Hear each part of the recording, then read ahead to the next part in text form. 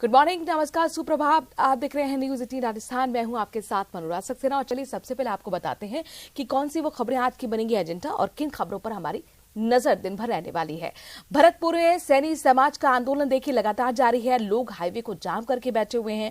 आज 8वां दिन है सैनी समाज के आंदोलन का। आज क्या कुछ खास रहने वाला है बताएंगे आपको। इसके साथ साथ मुख्यमंत्री अशोक गहलोत के कार्यक्रम का भी जिक्र करेंगे। दरअसल आज सीएम श्रीगंगानगर, हनुमानगढ़, चूरू, सीकर जिले के दौरे पर रहेंगे और वहां कार्यक्रम किस तरीके से आगे बढ़ेगा इस पर बात होगी। और देखिए जिस तरह से मुख्यमंत्री चुनावी मोड में नजर आ रहे हैं, बीजेपी भी पीछे नहीं है। बांसवाड़ा और उदयपुर में बीजेपी का जनाक्रोश महाघेराव आज रहने वाला है।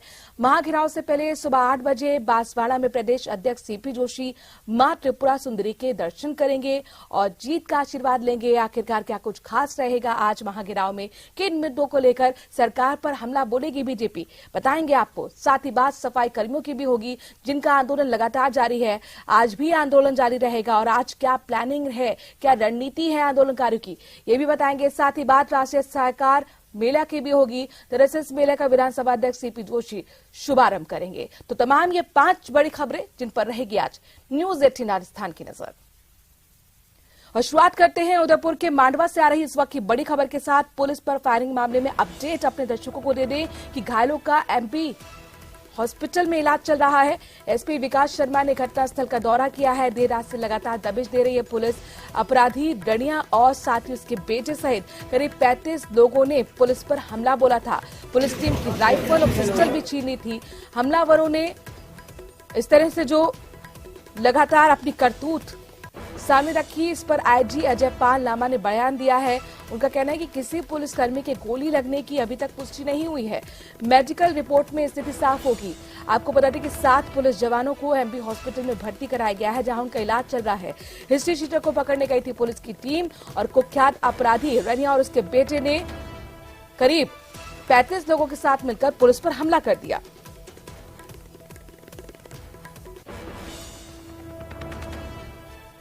उदयपुर के मांडवा से बड़ी खबर। पुलिस पर फायरिंग मामले में बड़ा अपडेट ये है कि आईजी अजय पाल लामा ने बड़ा बयान दिया है। उनका कहना है कि किसी पुलिसकर्मी की गोली लगने की अभी तक पुष्टि नहीं है। इंतजार मेडिकल रिपोर्ट का है और उसी से स्थिति साफ होगी। इस वक्त 7 जवान जो घायल हैं उनका आपको बता दें कि इलाज चल रहा है। तस्वीर आपके सामने किस तरीके से देखिए, जो कुख्यात अपराधी है रनिया और उसके बेटे ने पुलिस पर हमला बोला था। कुल मिलाकर 35 लोग थे जिन्होंने पुलिस पर हमला बोला।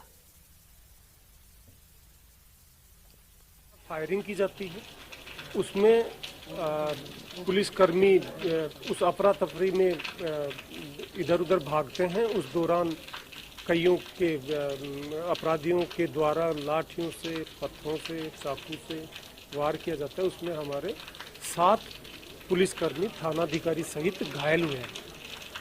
7 का ही उदयपुर डिस्ट्रिक्ट हॉस्पिटल में उपचार कराया जा रहा है। 7 आउट ऑफ डेंजर हैं। अपराधियों की धरपकड़ के लिए पुलिस अधीक्षक उदयपुर और उनकी टीम इलाके में कोर्डन करके उन अपराधियों को शीघ्र गिरफ्तार करने के लिए कोशिश कर रहे हैं। उदयपुर के मांडवा कस्बे में जब आज हिस्ट्री शीटर रनिया और उसके पुत्र को गिरफ्तार करने मांडवा पुलिस मौके पर पहुंची तो उसके परिवार और उसके ग्रामीण लोगों ने उन पुलिस टीम पर हमला कर दिया। इस हमले में एसएचओ सहित करीब 7 लोगों पर हमला किया गया और सभी पुलिसकर्मियों को उदयपुर के एमबी हॉस्पिटल में पहुंचा गया। मैं इस समय मौजूद हूं उदयपुर के एमबी हॉस्पिटल की इमरजेंसी यूनिट पे। आप देख सकते हैं कि इस समय जो है कि एसएचओ सहित जो 7 पुलिसकर्मी थे उन सभी को यहाँ पर लाया गया है। सभी का लगातार जो है कि इलाज चल रहा है और बताया जा रहा है कि जो एक कांस्टेबल जो था मनोज, जिसके सीने में गोली लगी, उसका भी इलाज जारी है और उसकी स्थिति को गंभीर बताया जा रहा है। ऐसे में 7 जो पुलिसकर्मी उनका लगातार इलाज किया जा रहा है। वहीं अजय पाल लामा जो आईजी उदयपुर रेंज के, जिला कलेक्टर ताराचंद मीणा मौके पर पहुंचे और बिल्कुल जो है कि चिकित्सक से लगातार मॉनिटरिंग कर रहे हैं और जो इलाज किया जा रहा है उसके बारे में लगातार जानकारी ले रहे हैं। ऐसे में जो अजय पाल लामा आईजी, उन्होंने कहा है कि लगातार इनका इलाज किया जा रहा है और जो एक स्थिति एक जने की गंभीर बनी हुई। ऐसे में उदयपुर के विकास शर्मा जो एसपी है वो अपनी टीम को लेकर मांडवा के लिए निकल गए और लगातार जो है कि उन जो फरार जो आरोपी उनकी लगातार तलाश कर रहे हैं। उदयपुर से न्यूज 18 के लिए कमलेश दखनी। और देखिए इस बड़ी खबर पर 2 हमारे संवाददाता जुड़ गए हैं। कमलेश दखनी, इसके साथ साथ हमारे साथ जुड़ रहे हैं कपिल श्रीमाली भी। सबसे पहले कमलेश का रुख करते हैं। कमलेश, चूंकि आईजी अजय पाल लामा कह रहे हैं कि अभी तक पुष्टि नहीं हुई है कि किसी भी पुलिसकर्मी को गोली लगी है, तो आखिरकार क्या ये वार सिर्फ लाठी डंडों से किया था, फायरिंग नहीं हुई थी? और ये भी बताइए कि अभी फिलहाल जो घायल पुलिसकर्मी उनकी स्थिति क्या है, क्या स्टेटस मेडिकल? जी देखिए, बिल्कुल ये उदयपुर के जिले के मांडवा के थाना क्षेत्र में का मामला है, जहां पर कुख्यात अपराधी रनिया की गैंग को जब पुलिसकर्मी से पकड़ने गए तो इस दौरान जो रनिया के और उसके परिवार के लोगों ने पुलिस की टीम पर हमला कर दिया। उस हमले के दौरान जो उन्होंने पत्थर, लाठी और जो बात सामने आ रही थी उससे हमला किया। और जबकि जो पहले जो प्रथम दृष्टया सामने आया कि उन्होंने फायरिंग भी की, उस फायरिंग के अंदर 7 पुलिसकर्मी घायल हो गए। लेकिन जब इन सभी पुलिसकर्मियों को उदयपुर के एमबी हॉस्पिटल लाया गया, जहां पर उनका इलाज अभी भी जारी है, ऐसे में देर रात अजयपाल लामा जो उदयपुर के आईजी है, उन्होंने बड़ा बयान दिया है कि इसमें अपडेट किया कि किसी भी पुलिसकर्मी को गोली नहीं लगी है। इस बात की देर रात तक पुष्टि नहीं हुई, लेकिन अभी जब आज सुबह जब इसकी मेडिकल रिपोर्ट आएगी, इसके बाद ही पता चल पाएगा कि किसी पुलिसकर्मी को गोली लगी या नहीं लगी। लेकिन प्रथम दृष्टया जो सामने आया उसमें हमले की बात सामने है, जिसमें लाठी, भाटा और पत्थरों से ताबड़तोड़ हमला किया। अचानक हुए इस हमले से पुलिस के जवानों को संभलने का मौका भी नहीं मिला। ऐसे में पुलिसकर्मी घायल और लगातार जो है उदयपुर के एमबी हॉस्पिटल में उनका इलाज जारी है। जी ठीक है, कमलेश हमारे साथ बने रहे। कपिल श्रीमाली, अब आपके पास मैं आना चाहूंगी। जिस तरह से कमलेश बता रहे हैं कि अभी पुष्टि नहीं हुई है कि किसी पुलिसकर्मी को गोली लगी है या नहीं, लेकिन इन सबके बीच में सवाल ही उठता है, चूंकि आप कुख्यात अपराधी रनिया को पकड़ने जा रहे हैं, उसके बेटे को पकड़ने जा रहे हैं, तो क्या यहाँ पर पर्याप्त पुलिस बल नहीं था? क्या ये इनपुट नहीं था कि इस तरह का हमला हो जाएगा? आखिर ये सब कुछ कैसे हो गया कि वहां पर जो ग्रामीण थे, जो सहायक थे रनिया और उसके बेटे के, वो राइफल्स तक छीन लेते हैं पुलिस से?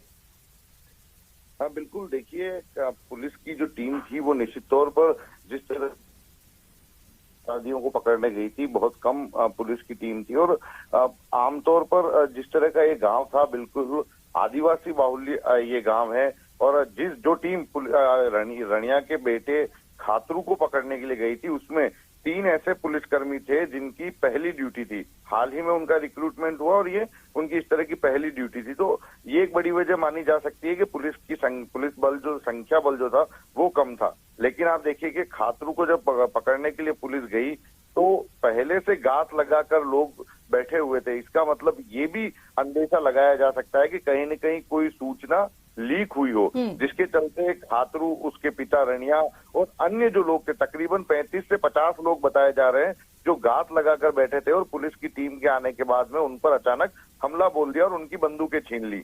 हालांकि इस बात की पुष्टि अभी नहीं की गई है। प्राथमिक जानकारी ये थी कि 4 पुलिसकर्मियों को गोली लगी है, लेकिन देर रात तक जो पुष्टि की गई प्राथमिक तौर पर, उसके अनुसार अभी गोली लगने की पुष्टि नहीं है। लेकिन जिन लोगों ने घेराव किया था उन्होंने फायरिंग तो की थी, उसके साथ में पथराव भी किया था। तो अभी फिलहाल ये माना जा रहा है कि जो पथराव किया गया था उसके चलते 7 पुलिसकर्मी घायल हुए हैं। लेकिन मेडिकल रिपोर्ट कुछ देर बाद में आज दोपहर से पहले आने की संभावना है। उसमें पूरी तरह से स्पष्ट हो जाएगा कि क्या। लेकिन कपिल, हमला तो हुआ है ना, ये तो क्लियर है। और कमलेश देखिए, यहाँ पर जो कपिल कह रहे हैं कि कहीं ना कहीं ये जानकारी थी ग्रामीणों को और रनिया और उसके बेटे को कि पुलिस यहाँ पर रेड मारने आ रही है, और इसीलिए पूरी प्रिपरेशन के साथ देखिए वहां पर पत्थरबाजी भी होती है और लाठी डंडों से हमला भी होता है। तो सवाल ये है कि जो सूचना थी वो आखिरकार किस स्तर पर लीक हुई है, क्या इसकी जांच होगी या नहीं? में लगी हुई है कि जिस जब उसकी टीम मौके पर पहुंची, उस टीम के मौके पर पहुंचने के बाद जब इन लोगों ने पुलिस पर ताबड़तोड़ और अचानक हमला किया, ऐसे में कहीं न कहीं अंदेशा लगाया जा सकता है कि ये बात कहीं न कहीं लीक हुई है कि पुलिस की टीम उन्हें पकड़ने आ रही है। ऐसे में उन्होंने पूरी तरह से प्लान कर रखा था और जो उनके पास हथियार थे उससे ताबड़तोड़ हमला करके पुलिस कर्मियों को घायल कर दिया। इस मामले में पुलिस तहकीकात कर रही है और देर रात से पुलिस दबिशें दे रही है, उन आरोपियों तक पहुंचने की कोशिश कर रही है और पुलिस का दावा है कि जल्द से जल्द इन आरोपियों को पकड़ लिया जाएगा। जी कमलेश, आप कह रहे हैं कि अपराधियों को पकड़ लिया गया है, ये दावा किया जा रहा है पुलिस की तरफ से? जी अभी नहीं पकड़ा गया, लेकिन पकड़ने की कोशिश की जा रही है और दबिशें दी जा रही देर रात से, और पुलिस का दावा है कि जल्द से जल्द इन आरोपियों तक पहुंचा जा सकेगा। ठीक है कपिल, बहुत बड़ी जानकारी कमलेश दे रहे हैं। कह रहे हैं कि दबिश का दौर अभी भी चल रहा है और कई माना जा रहा है कि कुख्यात जो अपराधी हैं उनकी भी धरपकड़ शुरू हो गई है। इसको लेकर आपके पास क्या ताजा अपडेट है? में उदयपुर के एसपी विकास शर्मा मौके पर पहुंचे थे, बड़े जाब्ते के साथ में मौके पर पहुंचे थे और घटना स्थल का मौका मुआयना किया। साथ ही आरोपियों को पकड़ने की जो प्रयास है वो शुरू हो गए थे। पुलिस ने 10 टीमों का गठन किया है।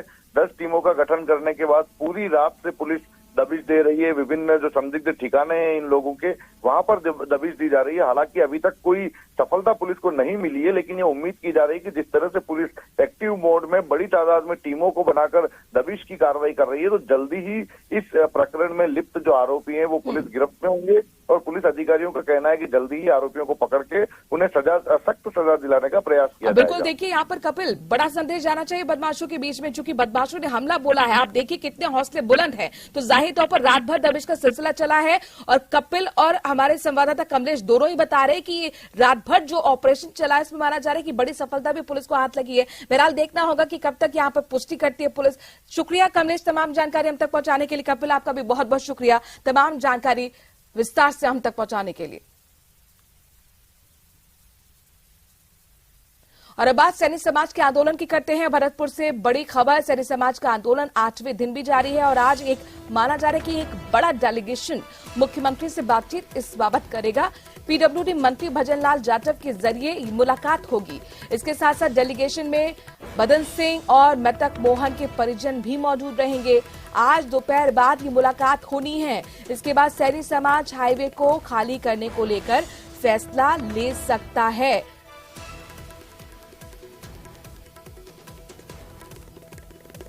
तो हाईवे को जाम कर सैनी समाज के लोग बैठे हुए, बकायदा वहां पर टेंट लगाया गया है, खाने की व्यवस्था हुई है। बीच बीच में जो आंदोलन के बड़े नेता हैं वो संबोधन कर रहे हैं और न सिर्फ आसपास के इलाके से सैनी समाज के लोग जुड़ रहे हैं बल्कि प्रदेश भर से अब सैनी समाज के लोग जुट गए हैं। और देखिए जिस तरह से मोहन जो था उसने जिस तरह से सुसाइड किया, ये मामला पूरी तरह से बदल गया। देखिए किस तरह से पत्थरबाजी भी वहां पर हुई है, सुरक्षा बल तैनात है। दीपक हमारे संवाददाता लाइव इस खबर पर ज्यादा जानकारी के साथ जुड़ गए हैं। भरतपुर से सीधे दीपक का रुख करते हैं। दीपक, 8 दिन हो चुके हैं, लगातार आप इस आंदोलन का कवर कर रहे हैं, आप आंदोलनकारियों से भी बात कर रहे हैं, आपने सरकार का जो नुमाइंदा उनसे भी बात की थी, लेकिन इन सब के बीच में आज क्या कुछ होने वाला है? आज का दिन किस तरह से महत्वपूर्ण रहेगा? क्या ये माना जाए जो 8 दिन से गतिरोध बना हुआ था आज टूटेगा? देखिए बिल्कुल मनु, ये गतिरोध जो बना हुआ था उसको अब समाप्त होने के जो आसार हैं वो नजर आ रहे हैं। आज एक डेलीगेशन जो है वो जयपुर के लिए जाएगा और बताया जा रहा है कि मुख्यमंत्री अशोक गहलोत से उसकी जो बातचीत है वो हो सकती है। डेलीगेशन में जो उस कार्यक्रम के जो आंदोलन के मुख्य सचिव हैं बदन सिंह कुशवाहा और उनके साथ साथ जो मृतक मोहन सिंह है उनके परिवारजन वहां जाकर के मुलाकात करेंगे और जो मांग है 3, उन मांगों को लेकर के जो सरकार के सामने जो विचार हैं वो रखे जाएंगे। और कल ये पूरा जो मामला था पीडब्ल्यूडी मंत्री भजनलाल जाटव के जरिए इनकी बातचीत हुई थी। डेलीगेशन जो था उनकी वो प्रतिनिधि मंडल गया था मुलाकात करने के लिए मंत्री भजनलाल जाटव से, वहां मुलाकात हुई और मुलाकात के बाद फैसला लिया गया कि आपकी जो बात है वो सरकार तक पहुंचाई जाएगी और उसके बाद क्या फैसला रहता है ये बड़ी देखने वाली बात होगी। सैनी समाज के लोग अभी भी हाईवे पर बैठे हुए हैं। आज 8वां दिन है आंदोलन का, लगातार ये आंदोलन जो है वो बना हुआ है और ये जो हाईवे है इसको डाइवर्ट किया गया है। हाईवे पर जमे हुए हैं ये लोग, बैठे हुए हैं। अभी इनका दीपक भजनलाल जाटव से जो मुलाकात हुई तो उसमें क्या कुछ बात निकल कर सामने आई? और चूंकि जो मृतक मोहन सिंह को लेकर था, अब वो मांग वहां पर जाकर टिक गई है, आरक्षण के साथ साथ ये मांगे भी प्लस हो गई हैं। तो क्या उन्हीं मांगों पर अभी भी आंदोलनकारी अड़े हैं? देखिए बिल्कुल उन्हीं 3 मांगों को लेकर के आंदोलनकारी हाईवे पर डटे हुए हैं। लगभग कहा जा सकता है कि जो आरक्षण का मामला था, आरक्षण को लेकर के आंदोलन किया जा रहा था, वो तो अब उस पर सहमति बन चुकी है क्योंकि मुख्यमंत्री कार्यालय से ओबीसी आयोग को पत्र लिखा गया, उसके बाद आंदोलनकारी सहमत नजर आए। लेकिन जो मृतक मोहन सिंह है उसकी आत्महत्या के मामले ने एक नया ट्विस्ट इसको दिया और अब लगातार ये जो गतिरोध है वो बना हुआ है। अब देखना यह है कि किस तरह से मुलाकात होती है। जयपुर जाकर के मुख्यमंत्री अशोक गहलोत मिलते हैं या फिर उनका कोई प्रतिनिधि जो है सरकार की तरफ से कोई नुमाइंदा इनसे मिलता है, ये बड़ी देखने वाली बात होगी। क्योंकि कल इनकी बैठक हुई थी, पीडब्ल्यू मंत्री भजनलाल जाटव के साथ बैठक हुई थी, उस बैठक में प्रशासनिक अधिकारी भी मौजूद थे। इनका 6 सदस्यीय प्रतिनिधि मंडल वहां मौजूद था, वहां पर बातचीत हुई, इन्होंने अपनी मांगों को रखा तो प्रशासनिक अधिकारियों ने कहा कि इन मांगों को नहीं माना जा सकता है। देखिए साफ तौर पर बड़ी मांग है, जो इन मांगों को लेकर के कोई फैसला है वो सरकार का फैसला है, तो प्रशासन का इनकार। लेकिन इन सबके बीच में अब जो है वो पूरी तरह से गेंद सरकार के पाले में पहुंच चुकी है और आज मुख्यमंत्री से बातचीत होगी। भजनलाल जाटव जो कि पीडब्ल्यूडी मंत्री हैं, मीडिएटर के तौर पर यहां पर रहने वाले हैं, क्या कुछ इसमें बड़ा निकलकर सामने आएगा? क्या सैनी समाज का जो 8 दिन का आंदोलन है वो खत्म होगा या नहीं? लगातार नजर बनी हुई है इस बड़ी खबर। शुक्रिया फिलहाल तमाम जानकारी हम तक पहुंचाने के लिए। आगे आपसे अपडेट्स लेते रहेंगे। बहरहाल इन सबके बीच में जयपुर का रुख करते हैं। दरअसल जयपुर जो कि पिंक सिटी है, राजधानी है, वहां पर सफाई जो व्यवस्था है वो ठप हो गई है। वजह वाल्मीकि सफाई कर्मचारियों की हड़ताल। सफाई कर्मचारी सुबह 10 बजे आज फिर प्रदर्शन करेंगे। स्टैचू सर्कल से लेकर सिविल लाइंस तक के प्रदर्शन रहने वाला है। सफाई कर्मचारी की भर्ती में आपको बता दें कि 100% प्राथमिकता देने की मांग कर रहे हैं।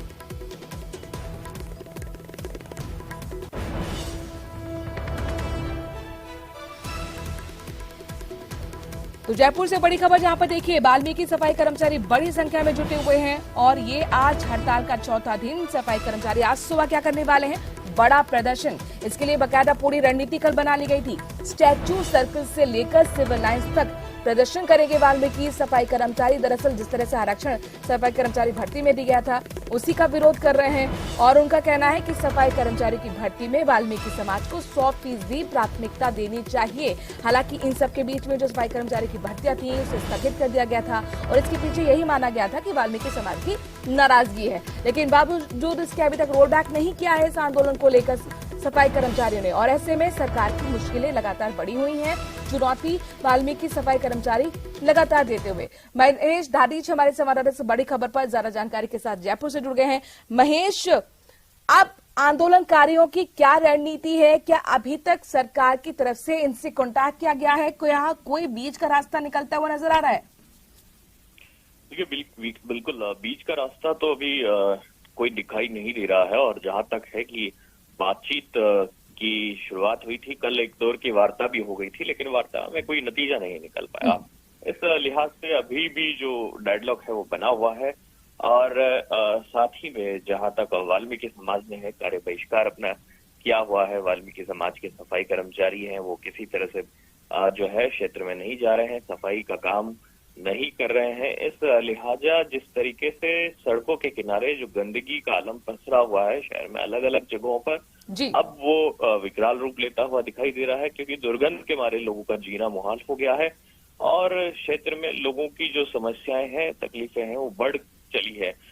नगर निगमों के कॉल सेंटर पर भी जो है वो शिकायतों का जो है वो ढेर लगने लगा है जी। लेकिन उसी के साथ में जो है नगर निगम भी यहाँ पर जो एक तरह से कहा जा सकता है कि किसी भी हाल में इन की सुनवाई करने की स्थिति में दिखाई नहीं दे रहे। बिल्कुल, सफाई कर्मचारी एक तरफ पीछे हटने को तैयार नहीं है तो वहीं यहाँ पर सरकार कोई रास्ता निकालते हुए नजर नहीं आ रही है और ऐसे में जो हड़ताल का असर है वो पिंक सिटी पर साफ तौर पर नजर आ रहा है। सफाई व्यवस्था पूरी तरह से ठप और देखिए जगह जगह जो कूड़े के ढेर लगे हुए हैं इससे दुर्गंध भी आने लगी है। तो कुल मिलाकर एक बीमारी के यहाँ पर डर भी बना हुआ है। शुक्रिया महेश तमाम जानकारी हम तक पहुंचाने के लिए।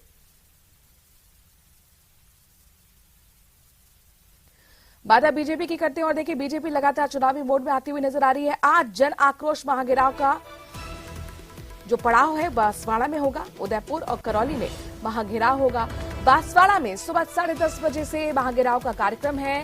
सुबह 8 बजे सीपी जोशी मां त्रिपुरा सुंदरी के दर्शन करेंगे। गांधी मूर्ति सर्किल पर सभा का आयोजन भी किया गया है। करौली में दोपहर 1 बजे कलेक्टर का महाघेराव होगा। उदयपुर में दोपहर 3 बजे रैली की शुरुआत भी होनी है।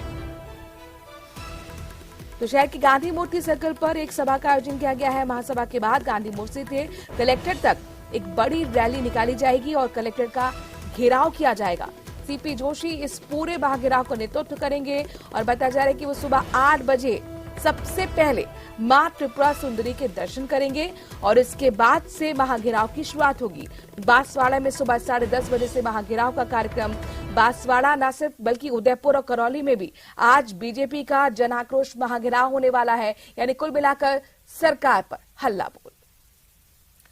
वहीं सीएम गहलोत के भी ताबड़तोड़ दौरे आज रहने वाले हैं। कार्यक्रम क्या है जरा ये जान लीजिए। श्रीगंगानगर, हनुमानगढ़ और सीकर का आज दौरा करेंगे मुख्यमंत्री। सुबह 10:30 बजे हनुमानगढ़ के लिए रवाना होंगे। रावतसर में कार्यकर्ताओं से बातचीत करेंगे, मुलाकात करेंगे।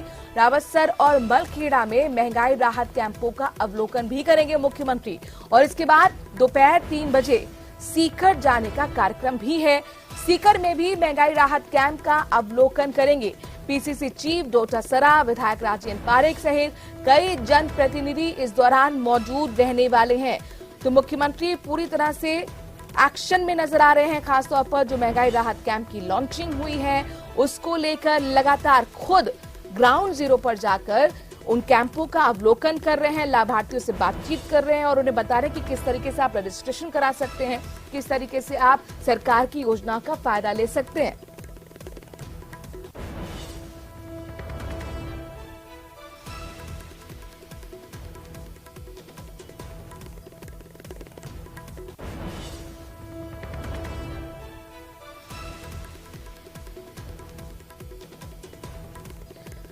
बजट बढ़त राहत, तो ये बजट की थीम थी और इसी पर महंगाई राहत कैंप भी लगाया गया है, जिसमें तमाम लाखों लोग जाकर अपना रजिस्ट्रेशन करा रहे हैं और 10 जो कार्ड दिए गए हैं सरकार की तरफ से, उसके जरिए सरकारी योजना का फायदा पहुंचा रहे हैं। मुख्यमंत्री लगातार ये दावा कर रहे हैं कि इस तरह की जो योजनाएं राजस्थान में लागू की गई हैं, कोई भी प्रदेश ऐसा नहीं है देश भर में जिस तरह की योजना लागू की गई हो और जाहिर तौर पर हमारा मकसद सिर्फ और सिर्फ आम जनता को राहत देने का है।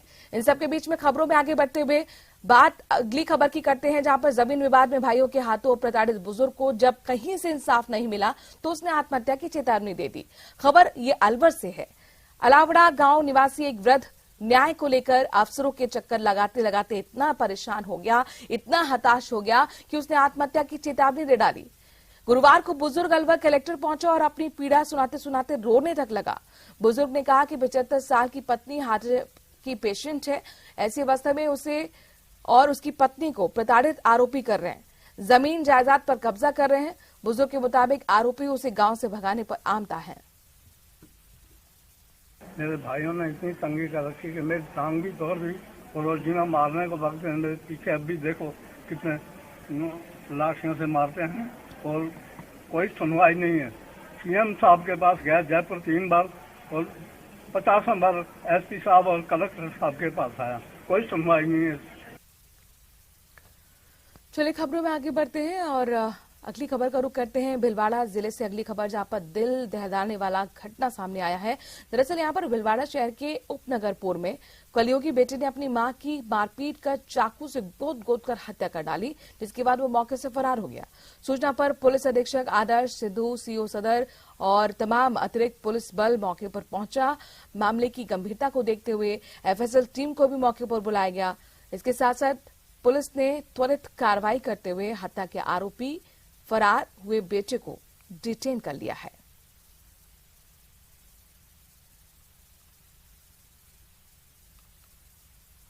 ये पूर्व हल्के के अंदर विष्णु मौला है, उसके अंदर शंकर जी अपने परिवार के साथ रहते हैं, जिनका एक बेटा सुनील और वाइफ मंजू। आज सुनील और उसकी मदर दोनों घर पे थे, तो सुनील ने चाकू से वार करके अपनी मदर की हत्या कर दी और सुनील को डिटेन कर लिया। अभी पूछताछ की जा रही है, क्यों किए, क्या कारण था, इस संदर्भ में अभी अनुसंधान जारी है और जो बॉडी है वो मोर्चरी में रखवा दी गई। सांवलिया सेठ के लिए उदयपुर में विशेष पोशाक तैयार की गई है, जिसको नीमच के रहने वाले एक व्यापारी द्वारा बनाई जा रही है।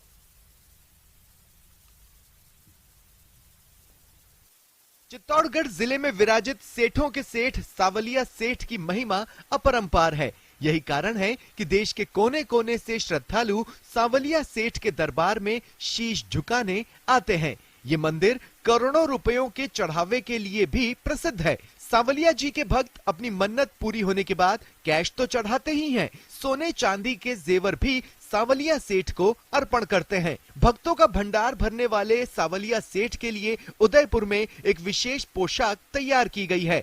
बताया जाता है कि मध्य प्रदेश के नीमच जिले के रहने वाले एक व्यापारी ने विशेष तौर पर ये पोशाक तैयार करवाई। इस बार तैयार की गई पोशाक की विशेषता ये है कि इसकी लंबाई चौड़ाई अब तक बनी पोशाकों से ज्यादा है। इतना ही नहीं जनाब, इस पोशाक को तैयार करने में 4 किलो शुद्ध चांदी और 8 तोले सोने के साथ ही मोती और मीना का इस्तेमाल किया गया है। पोशाक तैयार करने वाले कारीगर संजय वर्मा ने बताया कि सांवलिया सेठ की ये खास पोशाक तैयार करने में उन्हें 4 महीने का समय लगा और इस पोशाक को तैयार करने में करीब 4 लाख रुपए की लागत आई। शुभ मुहूर्त में इस पोशाक को भगवान को पहनाया जाएगा। बता दें, हर महीने की अमावस्या पर सांवलिया सेठ को भव्य पोशाक पहनाई जाती है। और इसी के साथ इस बुलेटिन में इतना ही। देश और प्रदेश की बाकी खबरों के लिए बने रहिए न्यूज़ 18 राजस्थान के साथ।